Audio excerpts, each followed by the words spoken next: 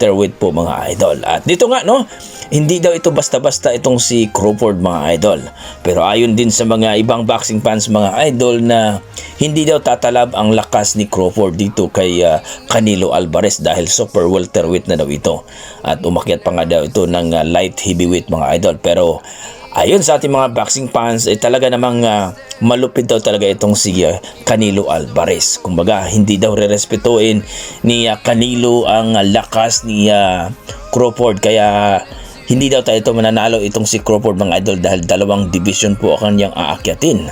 Ang welterweight at super welterweight mga idol. Kaya maraming ang boxing fans mga idol na nagsasabi na hindi daw talaga uobra itong si Terence Crawford mga idol dito kay Canelo Alvarez sa kanilang laban ngayong September mga idol, doon nga sa Riyadh season mga idol.